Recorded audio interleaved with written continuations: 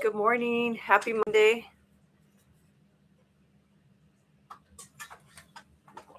How are you? Hope you're doing great. I hope you had a wonderful weekend. Um, it's so great to at least once a week, if you can, every day, try to meet with the people that are like really positive, that are really uplifting, and they just build you up for the week or the day. They equip you. Sometimes they're, like I was talking about before, farther along than you in a certain area, or they're teaching you in some way. And so, like I said, it just strengthens you, bolsters you, inspires you, influences you, motivates you. And it's something that you can reflect on, throughout your day or throughout your week as you might be doing other tasks that are not as, desirable. And use that to keep you going and also look forward to the next day or that day of the week when you'll be meeting again. So, it's the start of the week, and hopefully you're getting a routine or some structure that's really building your life, that's pushing you towards your goals, bringing you results. It's just so important being around others that can just really point out things to you, make you think about things. Sometimes you make adjustments because of it, you change things for the better. Um, if you're not, meeting your goal, just constantly be in a mindset of, okay, what can I do differently? What can I change? What can I, um, get a little bit more disciplined in? And so that you can make it work, or you can try to um, find the solution. There's always going to be a solution, and pray, and God will put the right people around you. He'll give you the answers that you need, because He wants you doing really good work and impacting others. And He wants you at your best, and He's there to support you. So, hopefully, like we discuss a lot, you were able to do something this morning that really gets you going in terms of. If you can start the day with something that is fun and something that you really enjoy and love doing, whether that's like I said, sometimes you can combine several things. So let's say you're exercising or doing fitness, but you're also around people that you like and friends, and um, you know get around community, make progress towards some big projects that you're working on, whatever it may be, and have a good rest of the day. Sleep is also so important. Um, really getting all of your sleep so that each and every day you can, have the energy and not be sluggish. That's so important. Um, and then also just to stay on track with whatever it is that you're doing, and being efficient, because we know time is limited. We're always, time is so limited, and we only have so much time every day. It's really helpful too if you do a little bit of something in an area every, that it doesn't pile up, and you can maybe make headway on things, and then it doesn't seem so overwhelming or monumental. So let's talk about a few verses. I'm going to be in Matthew 7 today. Matthew 7 in the New Testament.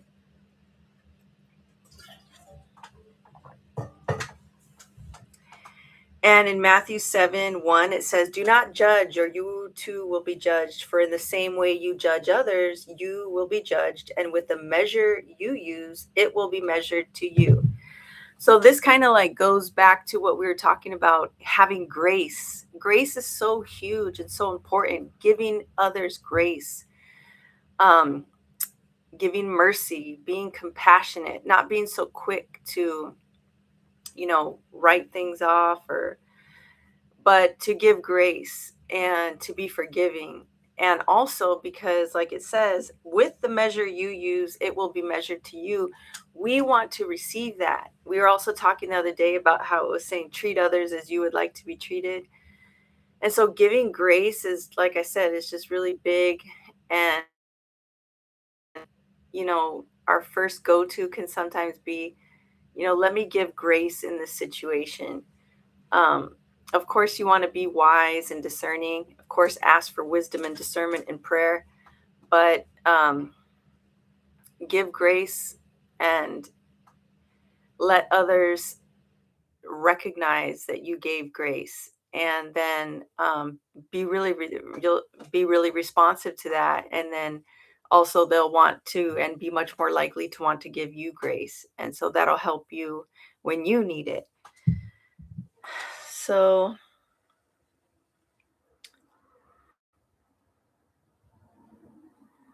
Matthew 7 verse 7, ask and it will be given to you. Seek and you will find. Knock and the door will be open to you. For everyone who asks receives. The one who seeks finds.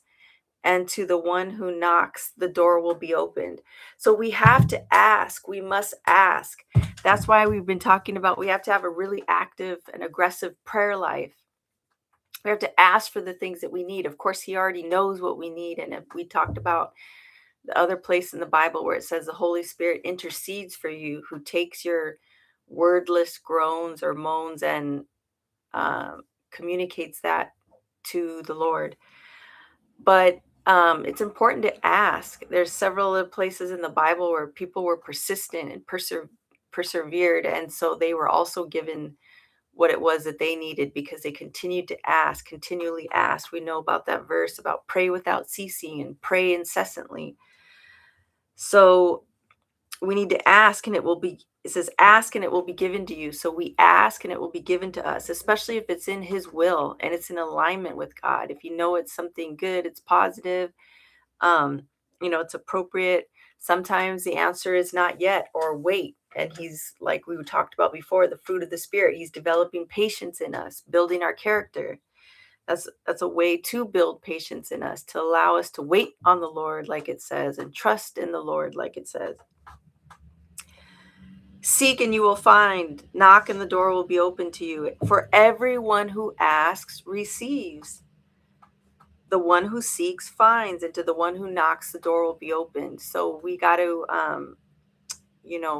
really embrace this verse and believe. Faith is another huge thing indicated all throughout the Bible. If you don't have faith, you can't please God. And have faith, and we need to build our faith. And so we ask God in prayer, increase our faith, and please increase our faith so that we will have faith and we will believe that it's already done.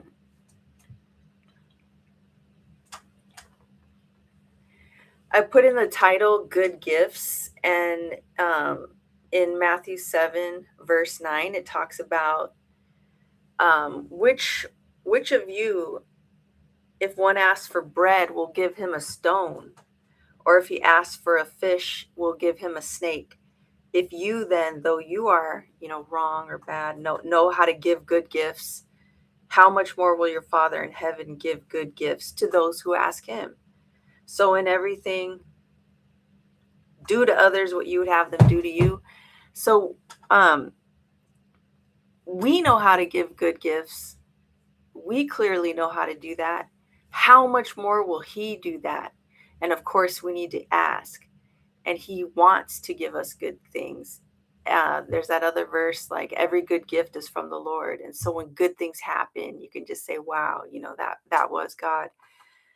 And He will give us good gifts. So here it even emphasizes more. It's not just ask and receive, but ask and receive a great gift. How exciting is that?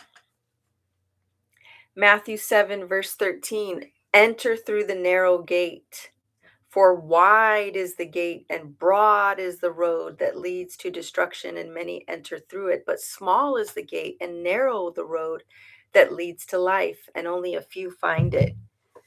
So entering through the narrow gate, the one that's, a lot of individuals are going to be going through that wide, broad gate, but you're going to go ahead and choose to go through that narrow, small gate.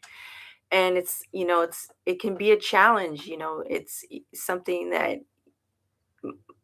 might not be the most desirable or favorable at this point in time, but We talked about, do not grow weary in doing good, for at the right time you'll reap a harvest. So entering through that narrow gate and it leading to life, only a few find it.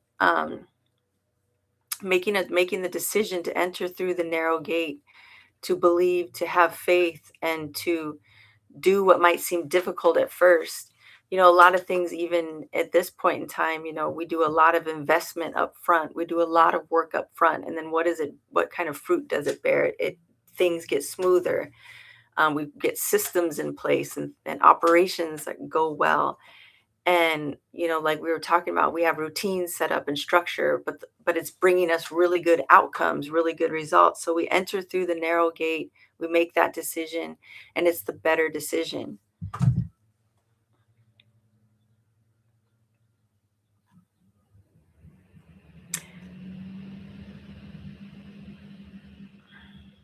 It goes on to talk more about fruit. Remember, we recognize by their fruit you will recognize them. So, if you're not sure about a situation, well, I don't know, I'm not really familiar with this circumstance.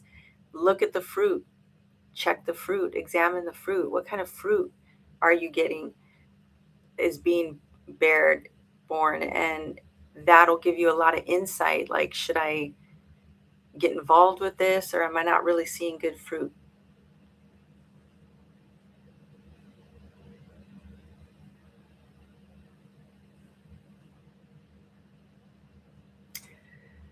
Okay.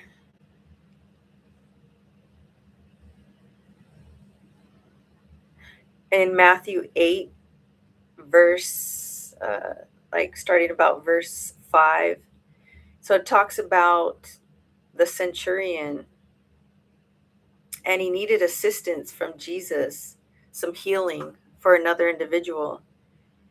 And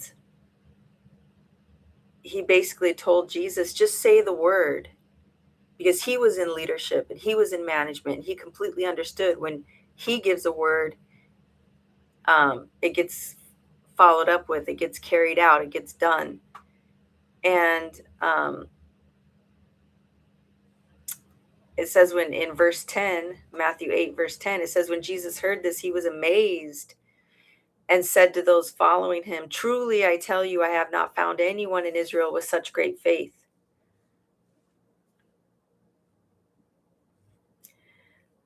So again, faith. He loves faith. Faith is important. Believe that it will be done. Going on in verse 13, again, Matthew 8:13, then Jesus said to the centurion, go, let it be done just as you believed it would. And his servant was healed at that moment. So again, he's saying you believed it would happen. It hadn't even happened yet, but you already believed it. You already were in that mindset. You already are in that frame of mind. This is going to happen. And like I said, if it's in his will, we talked about that one verse, delight in the Lord, and he will give you the desires of your heart. Well, when you're delighting in the Lord, lots of times your desires become his desires. And so then it's much more likely to be granted. And so he said, let go, let it be done just as you believed it would. We have to believe that it will happen. And I think it talks about like the waves being tossed to and from. We can't be double-minded. We just have to believe.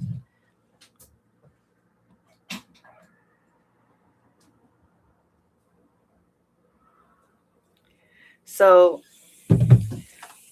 let's go ahead and pray. Dear God, thank you. Thank you for us meeting again. Thank you for us sharing this time together. Thank you for us engaging in fellowship, like you mentioned. Do not forsake the fellowship. Sometimes we don't want to go and do things. We don't want to go and meet and get together in some shape or form. But it's so critical to do that, to show up and to do it each and every time, because you never know how God is working in your life. You never know what's going to happen. And like we were talking about before, things shift, things change for the better, especially if you're doing things regularly and you're doing things consistently and you're doing things positively. And if you're in God's will and you're in alignment with God, why wouldn't it work?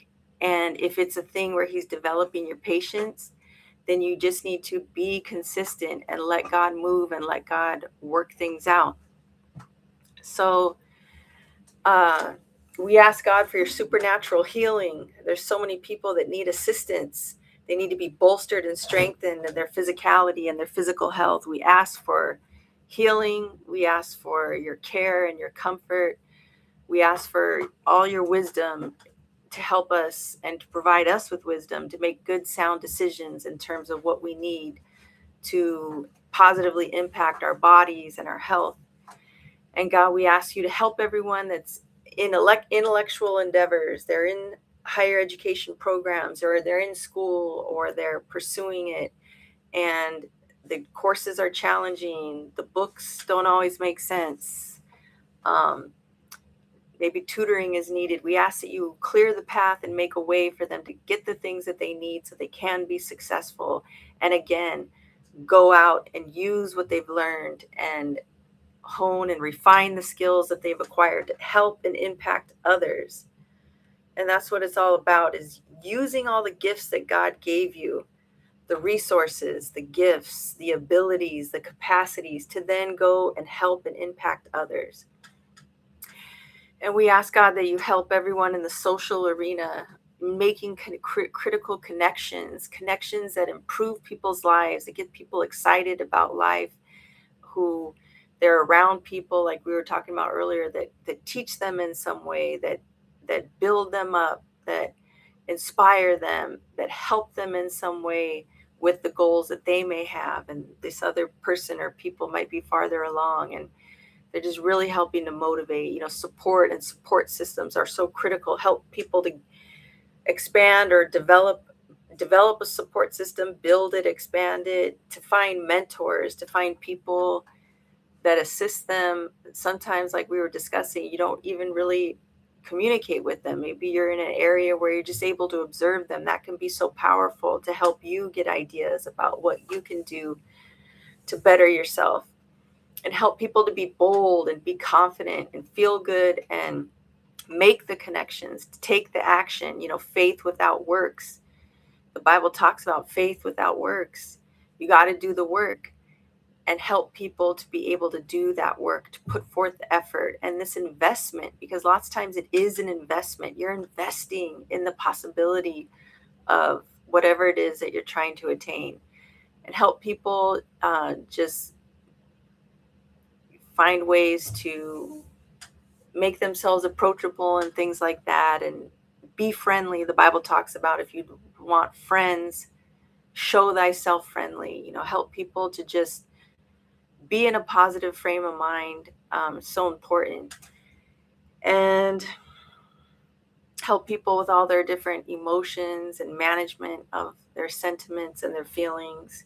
Know that, like we've talked about, a lot of things are so temporary, they're so temporal, and you might be feeling a certain way, but things change. They just change. They do, especially when you change or you do work, or time goes by. Time is so important. Time heals, time reveals. Let time take its course, and you have to be patient. But in the meantime, you can be doing so many things. Um, of course, help people financially, help people to find ways to get incoming revenue, ongoing revenue, to meet their needs, meet their financial needs, acquire the things that they need, just to feel good and to share or be generous, or make a way to get whatever it is that they need. And God, we ask for favor. We always ask for favor. God is in everything, and God is the source, and God gives us all, and God gives us gifts and funds and resources and wealth and anything you can imagine. It comes from God. Just like we were talking about, every good gift is from the Lord. And so we ask for favor. We ask for your blessing. Um, we ask for your protection, your comfort. Help us to develop in the fruits of the Spirit, the joy, the peace, the love, the long suffering, the goodness, kindness, gentleness, faith, faithfulness. All of this is going to draw in others, draw in the types of people and connections that we need. It's going to bolster us. It's going to have us be more successful, give us all the spiritual armor, um, protect us, keep us in the Word, get us motivated, find a way to read the Word throughout the day or listen to the Word. When you're moving about or in a quiet time or place or downtime or 15 minutes, a half an hour or more, maybe before you go to bed, and pray. And like I said, watch God work in your life and move in your life. Help us, God, to draw near to you and you draw near to us and change our lives for the better. And so we ask all these things in Jesus Christ's name. Amen. And we'll meet again soon. It was a pleasure spending time with you. Take care, and hopefully we'll see you soon. Bye.